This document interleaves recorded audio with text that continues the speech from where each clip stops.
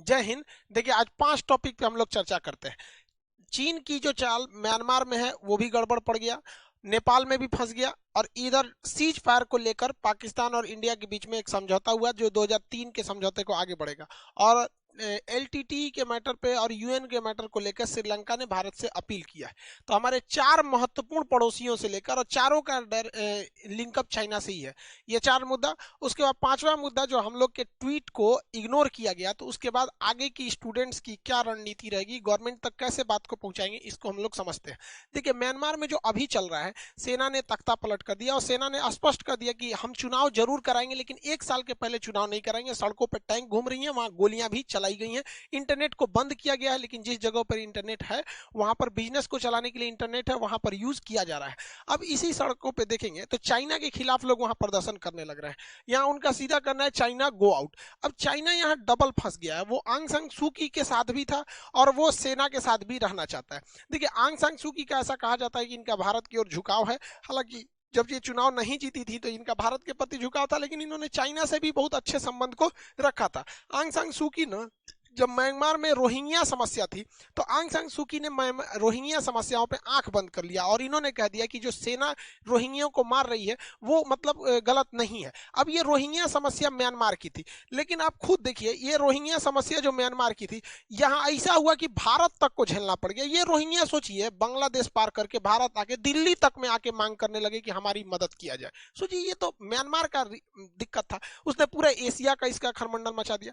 इस वजह से पूरी दुनिया जो थी आंग सान सू की आलोचना करने लगी, और आंग सान सू की जब आलोचना हुई तो ये रोहिंग्या का समस्या चला गया यूएनओ में, और यूएनओ ने आंग सान सू की के सरकार के ऊपर उस समय और म्यांमार के ऊपर प्रतिबंध लगाने लगा। तो यूएन की सिक्योरिटी काउंसिल में चाइना ने वहां पर म्यांमार को बचा लिया। जब चुनाव हुआ तो आंग सान सू की चुनाव जीती, और ये म्यांमार और चाइना के रिश्ते को अच्छा करने के लिए चाइना के दौरे पे गई। चाइना ने म्यांमार में बहुत अच्छा खासा भारी भरकम निवेश किया, चाहे उसमें वो बिजली घर हो या फिर इंडस्ट्रियल पार्क हो, एयरपोर्ट या बड़े बड़े बिजली के डैम बनाने हो, हर एक काम को किया था। लेकिन अचानक से सेना द्वारा तख्ता पलट कर देने से चीन भी थोड़ा सा चिंतित है। लेकिन चीन सेना की ओर भी हाथ बढ़ा के रख रहा है, क्योंकि चीन को पता है कि अगर उसके निवेश को मतलब आउटकम चाहिए तो उसे सेना का साथ भी देना पड़ेगा। सेना जिस तकनीक से वहां पे इंटरनेट को दबा रही है और पब्लिक को सप्रेस कर रही है, वो सारे इक्विपमेंट सॉफ्टवेयर चाइना मुहैया करा रहा है म्यांमार में। इसलिए म्यांमार की जनता सड़कों पर उतर चुकी है। पूरा विश्व इस ओर देख रहा है। चाइना ने उस पर भी रोक भी लगा दिया यूएन में कि कोई आंतरिक मतलब बाहरी दबाव चाइना म्यांमार में काम न कर सके।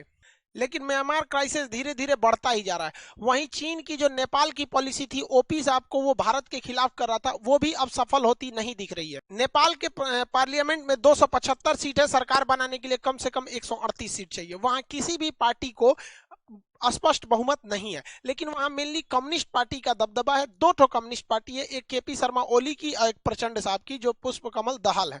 अब इनकी 84-90 इन लोगों की मिलाकर जो सीटें हो जाती है 174 सीट, यहां पर इन लोगों ने सरकार चलाया था। लेकिन इस सरकार में केपी शर्मा ओली जो थे वो अपने को सुप्रीम लीडर बनना चाहते थे, बाकी नेताओं की वैल्यू नहीं करते थे। पार्टी के अंदर उन्हीं के खिलाफ बगावत चलते आ रही थी, और इसमें चाइना का बहुत बड़ा ये रोल था। वहां पे वो चाइना की जो एम्बेसडर थी कॉनवाई, उन्होंने बहुत ज्यादा केपी शर्मा ओली का खुल के सपोर्ट किया था। लेकिन अभी क्या है, वहां की जनता खुद केपी शर्मा ओली से उब गई है, और यहाँ पर ओली साहब के खिलाफ भी माहौल तैयार हो रहा है। और अगर गठबंधन टूटता है तो देखिए, यहाँ पर ओली साहब के अलावा और भी पार्टियां हैं। प्रचंड के पास दोनों बहुमत है, मतलब अगर इन दोनों से अगर ये गठबंधन कर लेते हैं तो प्रचंड साहब की सरकार बन जाएगी। इन सब को देखते हुए नेपाल के प्रधानमंत्री केपी शर्मा ओली ने वहां का जो संसद भवन है, उस संसद भवन को भंग कर दिया। आपको जानकर ताज्जुब होगा कि संविधान के हिसाब से नेपाल के जो संविधान है, वहां संसद को भंग करने की व्यवस्था नहीं है।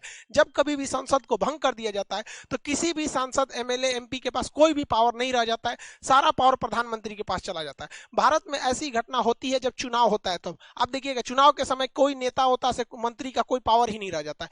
राज्य में मुख्यमंत्री का थोड़ा पावर बच जाता है, ताकि राज्य को संभालना भी तो है, और केंद्र में प्रधानमंत्री का बच जाता है। बाकी सारे लोग का पावर खत्म हो जाता है, आचार संहिता के टाइप का माहौल हो जाता है। तो केपी शर्मा ओली ने संसद को भंग कर दिया और सारा का सारा पावर केपी शर्मा ओली के पास चला गया। हालांकि वहां की जो प्रधानमंत्री राष्ट्रपति है विद्या देवी भंडारी, उनको इस तरह का हस्ताक्षर नहीं करना चाहिए जो असंवैधानिक है, फिर भी इन्होंने किया, जिसका विपक्षी पार्टियों ने विरोध किया और इसका मामला को सुप्रीम कोर्ट में उठाया। सुप्रीम कोर्ट ने कहा कि ओली साहब ने जो संसद भंग किया ये गैर संवैधानिक है। 8 मार्च को, मतलब आने वाले 8 मार्च को संसद में आपको प्रस्ताव लाना पड़ेगा कि आपके पास बहुमत है। अब इसमें ओली साहब का बहुमत बहुत कम दिख रहा है और ये उम्मीद किया जाता है कि शायद प्रचंड साहब की सरकार आ जाए, लेकिन ऐसा नहीं है कि ओली भारत के बहुत ज्यादा खिलाफ है या प्रचंड जो आ जाएंगे वो भारत के समर्थन में। लेकिन हाँ ये है कि प्रचंड जो है वो पूरी तरह से भारत के खिलाफ नहीं है, जिस तरह केपी शर्मा ओली पूरी तरह खुल के भारत के खिलाफ आ गए थे। ओली साहब के लाख चाहने के बाद भारत और नेपाल के संबंधों में कोई ज्यादा खटास देखने को नहीं मिला।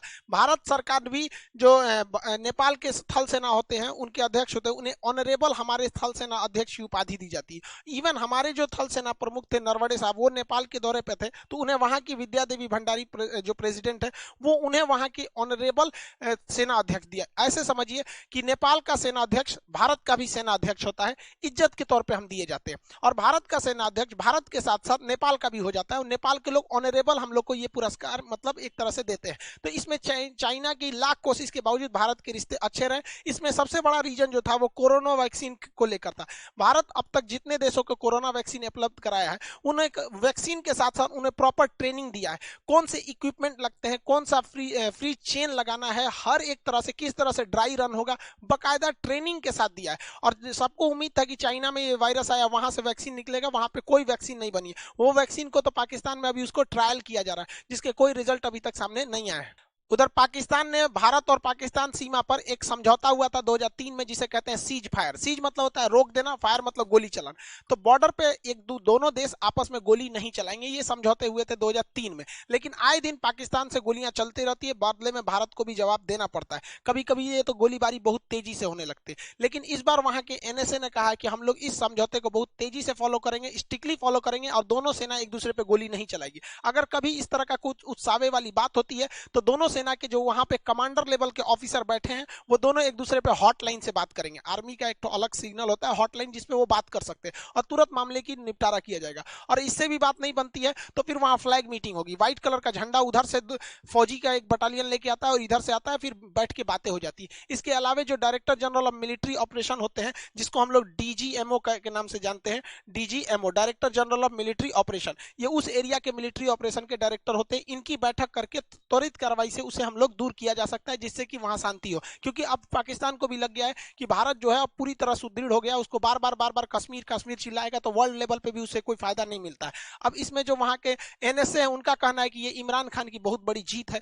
अरे भाई साहब आपकी कौन सी जीत है, पूरी दुनिया को पता है, किसको बेवकूफ बना रहे हैं। एफएटीएफ में, एफएटीएफ जो होता है ना फाइनेंशियल एक्शन टास्क फोर्स जो है, इसमें पाकिस्तान ग्रे लिस्ट से ब्लैक लिस्ट में हो सकता है या फिर ग्रे लिस्ट में भी है तो उसे बहुत ज्यादा नुकसान होता है, क्योंकि ये क्या है, ये एक ऐसी संस्था है जो इस बात पर आप पे प्रतिबंध लगा देगी अगर आप आतंकवादी घटनाओं में ज्यादा संलिप्त रहेंगे। तो वहां गोलीबारी के आड़ में पाकिस्तान से आतंकवादी घुस जाते थे। तो एफएटीएफ में अगर ये लोग भारत ये इस तरह के सीज फायर को नहीं रोकते, मान के चलिए बहुत ज्यादा गोलीबारी करते, तो एफएटीएफ में ब्लैक लिस्ट कर देते। और जहां ये ब्लैक लिस्ट करते ना तो ब्लैक लिस्ट का प्रभाव इतना भयानक पड़ता कि ये किसी से व्यापार नहीं कर सकते थे। और अंदाजा लगाइए कि कोरोना वैक्सीन को भी खरीदने में इन्हें बहुत दिक्कत होता। तो जब वैक्सीन खरीदने में दिक्कत होता ब्लैक लिस्ट में होने के बाद, तो सामान्य मतलब व्यापार करने में तो पूरी तरह से चौपट हो जाते। तो ये इमरान खान की जीत नहीं है बल्कि एफएटीएफ का दबाव है कि पाकिस्तान को इस तरह से समझौते करने पड़ रहे हैं और ये कर लेना दोनों के लिए भलाई है। देखिए भाई, हम आपको भी कहते हैं एनएसए साहब, हम सरकार के ना हम कोई अंग है ना कुछ है, लेकिन हम अपने देश को भली भांति जानते हैं कि अगर आप एक गोली नहीं चलाइएगा तो इधर से गोली नहीं चलेगी, क्योंकि हम वसुधैव कुटुंबकम वाले हैं, किसी को काट के फेंकने वाले नहीं है। लेकिन हाँ, अगर आप गोली चलाएंगे, पुलवामा जैसे हमला करेंगे तो हम लोग लाहौर तक घुस के मारेंगे लोग। लेकिन इतना बात समझिए, आप गोली नहीं चलाइए, हम इतना तो जानते हैं कि भारत से गोली बिना मतलब की नहीं चलेगी। श्रीलंका की बात करते हैं तो श्रीलंका भारत से मदद मांगा है। अब भाई श्रीलंका भारत से मदद क्यों मांगा है, तो श्रीलंका का एक छोटा सा हिस्ट्री समझते हैं। ये इंदिरा गांधी और राजीव गांधी ने, इंदिरा गांधी ने श्रीलंका पे मतलब बहुत ज्यादा प्रतिबंध लगाने की कोशिश की थी, वही राजीव गांधी ने सेना भेज दिया था श्रीलंका की मदद के लिए। हुआ क्या था, देखिए इंदिरा गांधी ना, पाकिस्तान का ये एरिया है पूर्वी पाकिस्तान, 1971 की भीषण लड़ाई हुई थी तो भारत ने पाकिस्तान के किसी भी जहाज को इस साइड से यहां जाने नहीं दिया था। तो श्रीलंका ने कहा था चले जाओ, तो जब जहाज यहां से फ्लाइट भर रहे थे ना तो उनका फ्यूल खत्म हो जा रहा था, तो ये 174 बार यहाँ पर फ्यूल भरने की अनुमति दिया था श्रीलंका ने। उनकी जहाजों ने श्रीलंका में उतर कर 174 बार फ्यूल भरा, फिर जाके भारतीय सेना पर बांग्लादेश पर आक्रमण करती थी। ये पहले पूर्वी पाकिस्तान था। 1971 की लड़ाई पर वीडियो बनाए, आप देख सकते हैं वहां पर। तो इस वजह से इंदिरा गांधी काफी खफा थी। इंदिरा गांधी भी कह ली थी तुम हमारे आंतरिक मामले में हस्तक्षेप किए श्रीलंका, हम भी तुमको बताएंगे। अब श्रीलंका की एक कमजोरी क्या है कि श्रीलंका भारत के तमिलनाडु राज्य से बहुत करीब है। ये तमिलनाडु राज्य से ये बहुत करीब है, तमिल के बहुत सारे लोग वहां पे बसे हुए हैं, खास करके ऊपरी वाला एरिया जिसे हम जाफना कहते हैं, ये श्रीलंका का ये वाला एरिया। तो यहाँ पर एक नेता थे प्रभाकरण, तो ये इन्होंने एक संगठन बनवाया जिसका नाम था लिबरेशन टाइगर्स ऑफ तमिल इलम, जिसे LTTE कहते हैं। ये एक उग्रवादी संगठन था। शुरुआत में कहा कि भैया हमको यहाँ पर स्वायत्त राज्य चाहिए, जिस तरह कश्मीर में 370 है। उसके बाद कहने लगा कि भैया हमको अलग देश ही चाहिए, तमिल इलम यहाँ पर। अब इंदिरा गांधी इसका फुल सपोर्ट की थी, क्योंकि भाई अंतर्राष्ट्रीय नियम में देखो भाई, कोई किसी का दोस्त दुश्मन नहीं होता। हमारे देश के लिए सही हो तो दोस्त हो, गलत हो तो दुश्मन हो। 174 बार तुम पाकिस्तान को जहाज के फ्यूल भरने के लिए मदद करोगे, सोचोगे हम तुम्हारी मदद करें। भारत ने भी प्रभाकरण को पूरा हथियार, हर चीज सुविधा उपलब्ध करा दिया। अब सोचिए ये इतना खतरनाक संगठन बन गया कि इसके पास अपनी एयरफोर्स थी और श्रीलंका को तो तबाह करने के फेर में था। यहाँ पे इनका झंडा है, देखिए इन्होंने कह दिया कि हमारा एक अलग देश बनेगा। इंदिरा गांधी ने भी इसका समर्थन किया। जब तक 1984 में इंदिरा गांधी मरा गई, वो उनके बॉडीगार्ड ने उन्हें मार दिया, तो इंदिरा गांधी खत्म हो गई। उसके बाद क्या था कि अब श्रीलंका को मजबूर होकर यहां से एक देश देना पड़ जाता इन लोग के। अब सोचिए श्रीलंका खुद ही इतना छोटा, उसमें से आधा कट जाएगा तो श्रीलंका कहां चला जाएगा। अब यहां समस्या ये हो गई कि जो तमिलनाडु के लोग थे, तमिलनाडु के लोग, इन लोग को भी भावनात्मक जुड़ा हो गया श्रीलंका के साथ। अब भारतीय सुरक्षा सलाहकारों ने कहा कि भाई तमिलनाडु के लोग एंटी हिंदी लैंग्वेज हैं, उन्हें हिंदी लैंग्वेज या नॉर्थ कल्चर से थोड़ा सा मतलब उतना नहीं पसंद करते हैं लोग। उनका मतलब है कि तमिल भाषा ज्यादा होनी चाहिए, क्योंकि उनको कहना है कि वो प्राचीन भाषा है। तो भारत के सुरक्षा सलाहकारों ने राजीव गांधी से कहा कि देखिए अभी तमिल वालों के लिए कोई अलग देश नहीं है। जिस दिन इनके पास देश हो जाएगा, ये जाफना ऊपर श्रीलंका का, तो इनके अंदर एक भावना आने लगेगी, फिर इन दोनों में एक बड़ा अच्छा मतलब कनेक्शन हो जाएगा, फिर ये भारत पर दबाव बनाने लगेंगे। तो राजीव गांधी ने भारतीय सेना को उतार दिया श्रीलंका में और कहा कि लिट्टे जो है ना, लिट्टे को साफ कर दो। तो भारतीय सेना ने लिट्टे को साफ कर दिया, LTTE को। बदले में LTT वाले ये प्रभाकरण ने हमारे राजीव गांधी को मरवा दिया। ये एक अलग कहानी है, इस पे एक अलग से डिटेल वीडियो बनाएंगे। तो आप ये देख सकते हैं हिस्ट्री क्या रहा था। तो जब यहाँ पे राजीव गांधी को मारा गया, तो बाद में भारतीय सेना भी इन प्रभाकरण और लिट्टे को पूरी तरह से साफ कर दिया। आने वाले समय में श्रीलंका की सरकार जब आई, तो जितने LTTE थे उनको तो मरवा ही, साथ में जो मासूम लोग थे जो कोई गुनाह नहीं किए थे, उनको भी लाइन से खड़ा करके गोली मार दिया गया। छोटे छोटे बच्चों को गोली मार दिया गया। अब ये मुद्दा चला गया है UNO में, और UNO अब श्रीलंका पे लगाने वाला है प्रतिबंध। अब श्रीलंका कह रहा है कि भैया हमको बचा लो। अब इसमें बचाएगा केवल भारत। रीजन क्या है? क्योंकि ये भारतीय तमिल के लोगों पर अत्याचार को लेकर UN में मुद्दा है।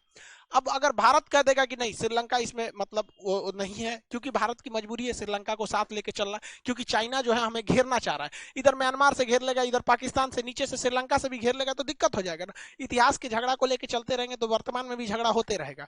तो यहाँ पर भारत से वो उम्मीद की नजर से देख रहा है कि अगर भारत कह देगा कि नहीं श्रीलंका को इस पर प्रतिबंध नहीं लगाया जा सकता है, तो पूरी दुनिया का मुंह चुप हो जाएगा, क्योंकि डायरेक्ट इससे रिलेटेड कौन है? भारत। लेकिन तमिलनाडु के लोग इसके विरोध में। आप तमिलनाडु का सरकार पर दबाव बनाना है कि नहीं आप श्रीलंका पे दबाव बनाइए, श्रीलंका को बर्बाद कीजिए। हालांकि तमिलनाडु के लोगों ने सबसे ज्यादा दबाव बनाया था मनमोहन सिंह के समय में, क्योंकि मनमोहन सिंह की सरकार पूर्ण बहुमत से नहीं थी, उन्हें अन्य पार्टियों से गठबंधन करना था। इन्होंने गठबंधन तक तोड़ लिया था श्रीलंका के मतलब लोगों से। इन लोग का एक बार भारतीय एयरफोर्स में एक श्रीलंका का पायलट था, वहां के एयरफोर्स को ट्रेनिंग देती है भारतीय सेना, तो ये उसका भी विरोध कर रहे हैं कि क्योंकि श्रीलंका ने प्रभाकरण को मारा, वहां पे इन लोगों को मारा। लेकिन भारत क्या है कि अभी सोच समझ के कर रहा है। हम अपने राज्य को खुश रखने के लिए राष्ट्रीय सुरक्षा को या राष्ट्रीय महत्व को बलि नहीं दे सकते। और इस बार भी वैसे भी मोदी जी की गवर्नमेंट पूर्ण बहुमत से, जब मनमोहन सिंह ने अपना फैसला नहीं बदला था, जबकि वो अल्प बहुमत में थे, तो मोदी जी कैसे बदलेंगे? इसका एक असर भी देख सकते हैं। श्रीलंका भारत को काफी उम्मीद से देख रहा है कि अगर श्रीलंका को भारत ही क्या कर सकता है, बचा सकता है, क्योंकि श्रीलंका ने भी इसका कुछ संकेत दिया है। इमरान खान श्रीलंका के दौरे पे थे, छोटे मोटे हथियारों की डील हुई। इमरान खान ने कहा कि हम आपके यहाँ बहुत ज्यादा निवेश करेंगे, आपको लोन वगैरह भी देंगे। लेकिन श्रीलंका के संसद में इमरान खान का भाषण होने वाला था, और भारत सरकार को पता चल गया कि भाई साहब जाएंगे भोंपू लेके श्रीलंका के संसद में, तो यहाँ बैठ के ये सबसे पहले कश्मीर मुद्दा बोलेंगे। तो भारत ने इशारा कर दिया कि भैया देखो, तुम चाहते हो हम तुम्हारा समर्थन करें, तो फिर तुम किसको बैठा रहे हो? तो श्रीलंका में इनके भाषण को रद्द कर दिया। कहा गया कि आप आइएगा, घूमिएगा, संसद में भाषण नहीं दीजिएगा, क्योंकि हमको अब श्रीलंका गवर्नमेंट ने खुल के नहीं कहा। तो भारत की कूटनीति असर ला रही है। नहीं तो ये जाते संसद में तो सबसे पहले यही मुद्दा उठाते कि कश्मीर वाला मुद्दा। तो अब भारत के सामने एक रास्ता है कि श्रीलंका को कैसे भी अपने पलड़े में लिया जाए, क्योंकि श्रीलंका को भी पता चल गया है कि चाइना ने जो लोन दिया है श्रीलंका चुका नहीं पाया, तो उसके बंदरगाहों पर चाइना का कब्जा हो गया। तो अब देखिए चाइना जो है म्यांमार में भी घिर चुका है, नेपाल में भी, पाकिस्तान में भी उसका कोई खास रोल नहीं रह गया, श्रीलंका में भी। तो ये भारत की डिप्लोमेटिक एक तरह से जीत होगी। आई होप आप इसको समझे। अब बात करते हैं स्टूडेंट ने जो लगभग 8 मिलियन ट्वीट किए थे, उसमें से आधे ट्वीट डिलीट कर दिए गए। ट्विटर ने कहा कि ऐसे ट्वीट नहीं होंगे। तो स्टूडेंट्स को भी कहते हैं अब जब ट्वीट कीजिएगा ना तो कुछ कुछ लिख के ट्वीट कीजिएगा, उसके साथ कुछ जोड़ दीजिएगा अपना भी कि we want justice, students want justice, या फिर मोदी रोजगार। ये नहीं कि केवल मोदी जॉब दो, मोदी रोजगार दो को ट्वीट करेंगे, रीट्वीट करेंगे। तो ये जो ट्विटर का एल्गोरिथम है वो उतनी वैल्यू नहीं दे रहा है। अपने साथ उसका कुछ फोटो वगैरह भी लगाएंगे कुछ कुछ, ताकि वो नया उसे नया ट्वीट समझ के आगे लेकर जाए। इसके अलावा देखिएगा अभी सारे टीचर्स लोग के ग्रुप में डिस्कस हो रहा था दोपहर में, तो वहीं पता डिसाइड हुआ कि जो मोदी जी का ऑफिशियल ट्विटर हैंडल है PMO, prime minister office, PMO office पे हम अपनी क्वायरीज देंगे। तो उनके जो ट्विटर अकाउंट है वहां जाके सारे स्टूडेंट क्या करेंगे, वहां पे जाके अपने ट्वीट लिखेंगे, और अच्छे से लिखिएगा, 2-3 लाइन ट्वीट में लिख दीजिएगा। वहां आपसे हर चीज मेल वगैरह मांगा जाएगा, आप उसको दे देंगे लोग। यहाँ पे आप देखेंगे जितने लड़के हैं आप सब पीएमओ के उस पे जाएंगे, डिस्क्रिप्शन में भी उसका लिंक दे दिया जाएगा। सारे लोगों ने अभी यही डिसाइड किया है कि हम लोग इस पर जाके कहेंगे ताकि मोदी जी इसको सुन सके यहाँ पे। और उसके बाद भी नहीं तो फिर नरेंद्र मोदी का अपना जो पर्सनल ट्विटर है उस पर पीएमओ ऑफिस हो गया या प्रेसिडेंट ऑफिस हो गया, ताकि इस पर मुद्दा हो सके। जब 8 मिलियन ट्वीट हो गया और अब तक कोई गवर्नमेंट ने कुछ नहीं बोला स्टूडेंट्स के लिए, तो फिर सोचिए भाई इसको गवर्नमेंट सीरियस नहीं ले रही है। तो भाई ये गवर्नमेंट को भी कहते हैं कि ये जो ट्वीट है ये कोई फिल्मी दुनिया का ट्वीट नहीं है कि 2 दिन में खत्म हो जाएगा। ये पढ़े लिखे ग्रेजुएट स्टूडेंट्स के ट्वीट है। ये अगर आप इन्हें नॉर्मल में नहीं समझेंगे, ट्वीट में नहीं समझेंगे, तो पीएमओ ऑफिस पे होगा, फिर नहीं तो होगा तो फिर अलग अलग पे होगा। लेकिन इस बार स्टूडेंट्स का कहना है कि भाई बहुत हो गया अत्याचार, अब नहीं सहने वाले हैं हम, क्योंकि भाई इतनी लेट लतीफी किसी को बर्दाश्त नहीं होती है। तो ये फिर से अब एक नया मुहिम है, इसको देखते हैं लोग कब तक मोदी सरकार को इस बात की सुनाई देती है, कब प्रधानमंत्री स्टूडेंट की समस्याओं के लिए आगे आते हैं। आई होप आप इसे समझेंगे। मिलेंगे नेक्स्ट क्लास में। जय हिंद।